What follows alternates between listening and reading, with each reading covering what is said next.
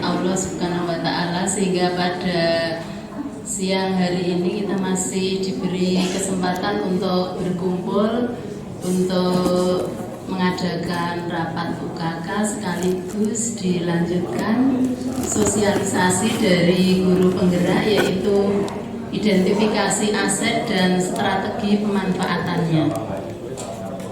Pada kesempatan kali ini saya langsung saja membacakan susunan acara pada siang hari ini. Yang pertama pembukaan, yang kedua sambutan dari Bapak Kepala Sekolah. Jadi mohon maaf Pak, ini nanti sambutan lagi. Kemudian yang ketiga dilanjutkan materi. Pemateri yang pertama adalah saya yang akan menyampaikan tentang sekolah sebagai sebuah ekosistem. Kemudian dilanjutkan Ibu Duyanti SPD yang akan memaparkan dan memandu identifikasi sekolah, khususnya tentang modal manusia, kemudian modal sosial dan modal fisik. Yang akan dilanjutkan oleh Bu Ernawati Arifah yang akan memaparkan dan memandu tentang modal sekolah kita, yaitu modal lingkungan, modal finansial, modal politik, dan modal agama dan budaya. Dilanjutkan dengan kesimpulan dan penutup.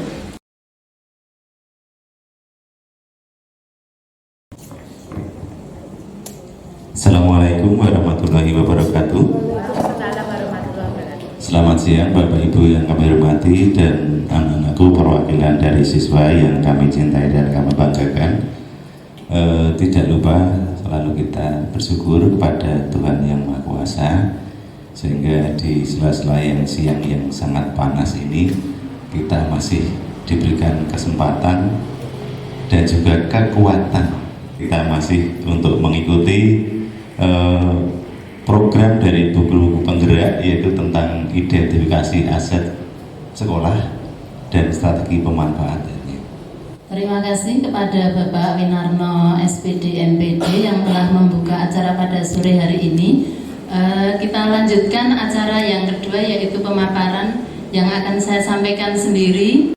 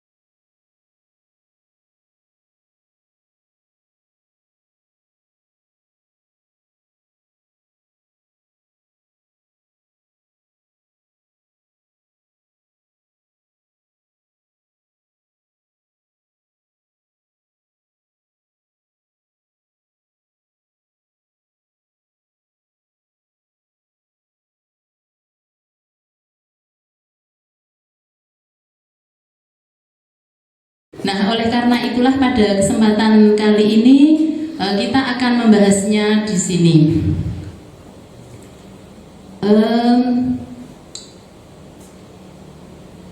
Pada sekian lama, Bapak Ibu,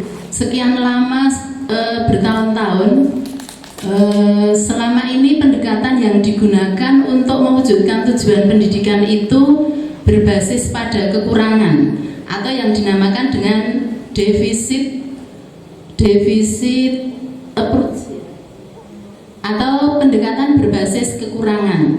Jadi untuk mewujudkan tujuan pendidikan itu kita sering melihat atau sering terjebak pada apa yang kurang di sekolah ini. Misalnya saja lab yang tidak lengkap, kemudian para siswa yang sulit diatur misalnya, kemudian guru-gurunya yang sering terlambat misalnya. Kita cenderung melihat hal-hal yang negatif seperti itu. Nah, itu merupakan paradigma lama Bapak Ibu. Jadi prinsipnya kita dituntut dan diajak untuk beralih pada paradigma baru. Terima kasih Bu Maruptuti untuk waktunya. Mohon maaf saya tak ke bawah aja ya. Kalau di atas saya merasa tinggi.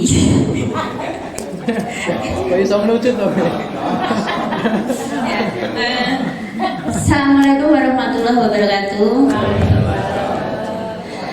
Selamat siang Bapak Ibu guru hebat semua dari SMA Negeri 1 Banyudono dan anak-anakku perwakilan dari OSIS yang siswa-siswi hebat dari SMA Negeri 1 Banyudono.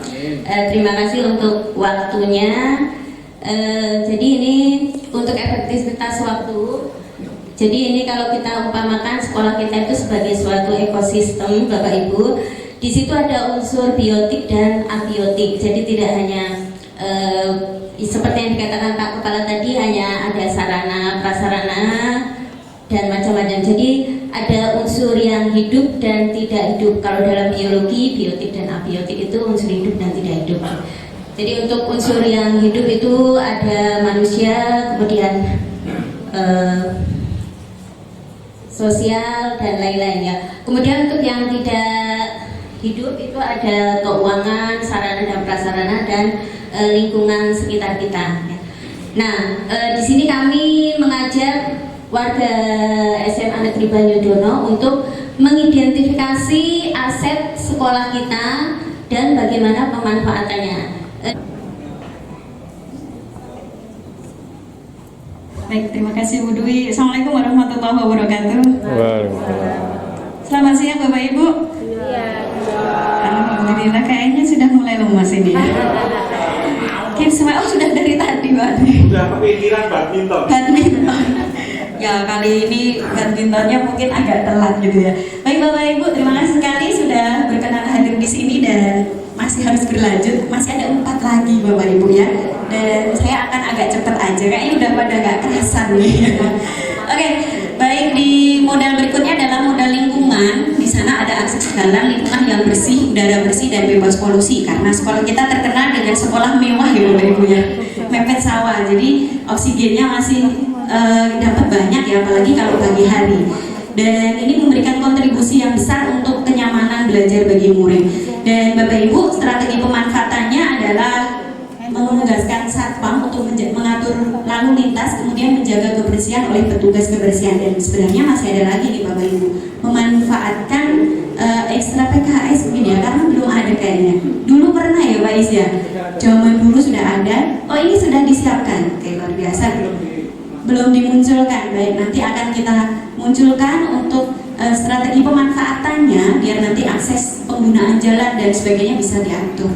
Dan Bapak Ibu, kebetulan juga di dekat sekolah kita ada pasar gitu ya, pasar Pengging yang di situ representatif sekali untuk jalur perdagangan. Jadi kalau mungkin beberapa tahun ke depan di ruas jalan depan sekolah kita sudah mulai diperlebar gitu ya. Jadi aksesnya akan semakin ramai dan mungkin ini bisa menjadi salah satu strategi juga untuk pemanfaatan lokasi tempat sekolah kita yang strategis ini untuk pengelolaan sumber daya ekonomi begitu ya. Mungkin bisa dikasih toko-toko di depan kayaknya ini, tapi kayak bisnisnya agak sulit ya. Ya Alfamart ya, Alfa sekolah, Alfa Semaba mungkin. Ini bisa diproduktifkan untuk lahannya. Kemudian ada pasar hewan juga, dan pasar itu sebagai salah satu laboratorium ekonomi yang di luar lingkungan, dan ini sangat bermanfaat buat anak didik kita gitu ya. Jadi anak-anak bisa kita ajak ke sana untuk mengetahui secara realita gimana sih berdagang itu. Karena saya yakin anak-anak itu ini sudah senyum-senyum. Ya, pernah nggak jual beli di pasar? Beli pernah ya? Jual? Belum. Rasanya jadi pedagang pernah ngerasain? Belum. Oh, udah pernah ya? Ada sebagian. Oh, kalau di KWU di sekolahnya. Tapi kalau ketika di pasar itu nanti realitanya berbeda gitu ya. Kalau di sekolah lah kalau konco dewe mau larang-larang gitu ya. Di pasar nanti tidak hanya berkaitan dengan konsumen, tapi pesaing bisnis kita juga banyak. Dan ini perlu kerja keras ketika harus langsung gitu ya, langsung berada di lapangan. Kemudian ada alun-alun Bapak Ibu, alun-alun kita juga dekat sekali dengan sekolah, di mana di situ sebagai pusat rekreasi bisa untuk mindfulness juga. Jadi kalau Bapak Ibu pengen anak-anaknya agak refresh, kayaknya senyum-senyum seneng ya. Kalau diajak di luar kelas mau banget ya. Mau Bapak Ibu. Tapi jalan nih, nggak apa-apa. Padahal setiap Jumat tidak jalan ya. Nah ini pusat rekreasi dan juga sumber belajar sosial murid. Nah bisa aja juga ya kalau di sana saya pernah lihat banyak kreasi yang ditampilkan. Mungkin semaba kalau mau action gitu ya tanpa harus sewa panggung di sekolah bisa aja di sana. Kita action untuk istilahnya mengeluarkan nama semaba gitu ya. Oh semaba ternyata siswanya keren-keren gitu ya. Punya kreativitas dan sebagainya. Kemudian di sini bisa untuk pelaksanaan pembelajaran kontekstual di luar ruangan. Kemudian ada persawahan dan perkebunan, cuma sayangnya bukan milik sekolah gitu ya. Tapi dari sana pun suatu saat kita bisa meminta izin kepada mungkin pemilik sekolah, pemilik sawah gitu. Bu Har ada ya kayaknya, Bu Har bisa ya Bu ya, untuk bisa anak-anak diajak ke sawah untuk punya pengalaman bagaimana mengelola pertanian itu gitu ya. Jadi kalau anak-anak NTK itu biasanya diajak ke amanah Bapak Ibu di sekitar Tawangmangu ya. Di sana diajari bercocok tanam. Jadi nandur itu diajari gitu ya. Pernah ngalami yang anak-anak ini? Pernah ngalami tandur? Belum ya. Nah ini bisa aja ya di lokasi sekitar kita bisa kita pakai. Dan kemudian adalah sekolah dengan akses dengan kelas yang nyaman, sudah ada AC-nya dan sebagainya gitu ya. Fasilitasnya insya Allah sudah lengkap. Cuma mungkin akan ada perbaikan gitu ya. Semoga nanti di tahun ajaran baru semua fasilitas sudah ready untuk dipakai gitu ya. Seneng nggak kalau ready? Kalau kelasnya dingin seneng ya? Kecuali kalau hujan ya. Oke, kemudian ada modal finansial nih Bapak Ibu. Oh iya, saya belum nanya nih Bapak Ibu ini. Ada tambahan kira-kira? Cukup ya? Sudah cukup ya. Oke, baik langsung ke modal lingkungan. Di modal lingkungan kita punya akses jalan yang bersih, udara bersih, bebas polusi. Ini udah ya tadi maaf. Modal finansial. Di sini ada beasiswa bank, ada lazis, ada dana alokasi khusus, ada bantuan dari CSR dan BUMN. Nah ini bisa kita manfaatkan Bapak Ibu untuk kita kan sudah tidak boleh memungut biaya dari orang tua siswa ya, tapi kita punya akses modal dari berbagai macam ini. Termasuk kemarin anak-anak Rohis kayaknya sudah mulai belajar untuk bagaimana public speaking ya, bagaimana bernegosiasi gitu ya dengan pengusaha-pengusaha sekitar sekolah kita. Mereka mengajukan proposal dan kebetulan nih Bapak Ibu, ternyata sekolah kita itu anak-anaknya banyak dari pemilik toko bangunan. Banyak sekali ya. Nah, kalau 10 itu sampai kemarin dapat berapa Pak Taufik pendanaan kemarin? 5 juta sekian. Dapat sekitar 5 juta ya. Itu hanya dari anak-anak sendiri yang nyari dengan proposal mereka. Gitu ya. Itu luar biasa. Meskipun dengan orang tua mereka kan harus tetap lobby gitu ya. Gimana sih caranya ngomong sama orang tua biar mereka yakin bahwa uang yang mau digunakan itu dimanfaatkan dengan baik. Kemudian, nah ini harus kita membuat MOU, harus kayak dulu pernah ada Pan Brothers kayaknya ya kalau nggak salah ya, pernah ngasih beasiswa ke anak didik kita. Kemudian dana BOP dan Big Boss ini sudah jelas harus ada penggunaannya sudah ditentukan ya. Jadi kita tidak bisa membuat hal lain ya kecuali yang sudah ada di aturan itu, dan ini kita manfaatkan untuk kegiatan-kegiatan pembelajaran siswa. Kemudian ada juga infak rutin yang itu dilakukan setiap hari Jumat ya, di mana infak ini diedarkan di setiap kelas untuk memberikan bantuan kepada siswa yang membutuhkan dan juga untuk pengelolaan tempat ibadah.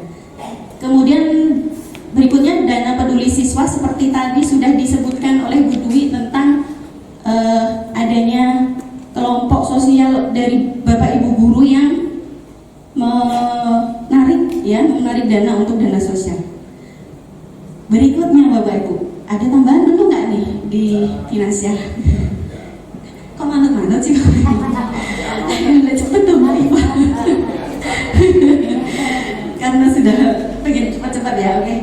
Kemudian modal finansial, modal politik Bapak Ibu, di sini kita hanya menampilkan 3, mungkin Bapak Ibu nanti bisa menambahkan, ada dari MKKS, tim manajemen dan OSIS atau MPK. Untuk MKKS tentunya ini yang mengambil kebijakan di tingkat kabupaten ya oleh Bapak Ibu kepala sekolah, di mana di situ ada musyawarah untuk memutuskan masalah kebijakan-kebijakan praktis.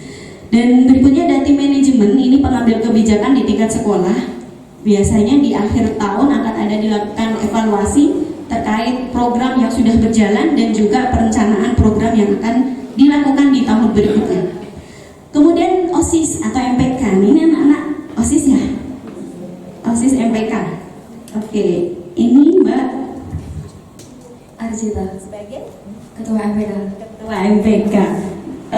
Punya pengalaman apa nih di sekolah terkait apa ya kebijakan-kebijakan begitu, punya pengalaman sesuatu ketika ternyata di sekolah itu harus ada musyawarah atau apa gitu? Iya, tentang musyawarahkan kalau ada event sekolah. Jadi dibicarakan sama anggota dan membagi kepanitiaan di dalam event. Berarti anak-anak itu punya kebebasan ya untuk kemudian menyuarakan pendapatnya gitu ya. Jadi ada modal agensi juga ya. Jadi anak-anak punya jiwa kepemimpinan. Pernah nggak didikte sama gurunya, kamu harus gini? Pernah. Sebagai arahan ya, tentunya sebagai arahan. Mas Jeremy ketuanya ya, setuju nggak dengan pendapatnya? Oh ya, setuju aja deh. Ada pendapat mungkin tambahan Jeremy? Cukup ya, kayaknya lebih enak cukup deh ngomongnya. Oke, berikutnya adalah ketika mengadakan pemilos, ini termasuk salah satu kebijakan dari sekolah untuk anak itu belajar berdemokrasi gitu ya, bagaimana anak-anak bisa mendapatkan pengalaman kehidupan di lingkup sekolah dalam hal berpolitik. Kemudian berikutnya modal agama dan budaya, kita di lingkungan masyarakat yang religius dan toleransinya tinggi dan murid-murid mempunyai gambaran kerukunan hidup dalam beragama. Kemudian strategi pemanfaatannya, kita bisa mendatangkan tokoh agama sebagai narasumber untuk kerukunan atau toleransi beragama. Kemudian ada budaya kesenian tari, di sini anak-anak juga bisa memanfaatkan sumber belajar seni dan budaya dari lingkungan sekitar. Kemudian menyaksikan pertunjukan seni dan budaya yang digelar oleh Pemda Boyolali. Dulu pernah ada wayangan kalau nggak salah ya di Boyolali. Kemudian Bapak Ibu di nomor 3 kita punya kearifan lokal, ada sadranan, padusan, kepatan gitu ya. Tapi kalau di khusus Banyudono kayaknya sudah tidak ada ya. Lingkungan sekitar Banyudono, kalau di Banyudono sini sudah tidak ada. Kemudian ini bisa dipakai sebagai sumber belajar tentang kebudayaan masyarakat sekitar.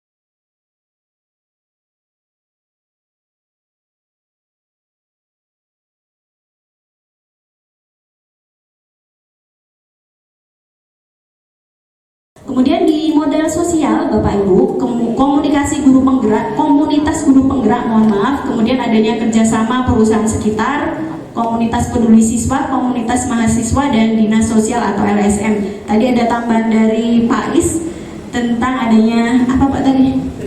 Stakeholder yang terdiri dari beberapa, kemudian ya PMI termasuk di dalamnya ya Pak ya. Kemudian ada aset finansial, ada beasiswa, kemudian ada DAK, bantuan dari CSR, BOP, BOS, infak rutin siswa, dan dana peduli siswa. Kemudian modal fisik, itu ada bangunan fisik yang sudah luar biasa bagus gitu ya, dan sangat nyaman. Kemudian laboratorium lengkap, ada perpustakaan, arena olahraga, parkir, dan drainase dan internet yang memadai. Kemudian ada modal lingkungan, itu akses jalan yang sudah cukup lebar gitu ya. Kemudian lingkungan yang bersih, ada pasar, ada alun-alun, ada sawah, dan kelas yang nyaman. Berikut berikutnya aset politik, ada MKKS, ada manajemen dan juga OSIS yang ada di sekolah kita dan itu semuanya berjalan dengan baik. Dan terakhir tentang aset agama dan budaya, itu ada masyarakat yang religius, ada budaya kesenian tari, kearifan lokal, kemudian sanggar budaya, kegiatan rohis dan patroli ketertiban siswa ini dalam angan-angan ya yang terakhir. Oke, itu Bapak Ibu sepertinya selesai untuk kegiatan identifikasi siswa kita. Adakah Bapak Ibu yang memberikan masukan bagi kami? Tidak ada. Sama-sama jago. Oke, kalau tidak ada, saya mengucapkan terima kasih sekali atas partisipasi Bapak Ibu untuk mengikuti kegiatan kami di aset sekolah dan juga pemanfaatannya. Harapan kami adalah Bapak Ibu tidak hanya sekedar Bapak Ibu ikut, tetapi dari sini Bapak Ibu sudah mulai menata diri, membayangkan aset apa yang kemungkinan bisa kita manfaatkan dan kita maksimalkan dengan baik. Ingat Bapak Ibu, tahun berikutnya tantangan kita tidak semakin sedikit tetapi akan semakin bertambah, begitu ya. Sedangkan tenaga kita tidak semakin kuat tetapi akan semakin melemah. Nah itu ya. Jadi mohon Bapak Ibu bisa saling menyemangati, saling berkolaborasi. Demikian Bapak Ibu, sudah cukup ya Bu Martuti, Bu Dwi, terima kasih sekali lagi. Kita langsung aja mengakhiri kegiatan kita hari ini dengan bacaan hamdalah bersama-sama. Alhamdulillahirrahmanirrahim. Mohon maaf jika banyak hal yang kurang berkenan. Saya dan juga teman-teman saya, Bu Martuti, Bu Dwi, mohon undur diri. Assalamualaikum warahmatullahi wabarakatuh. Waalaikumsalam.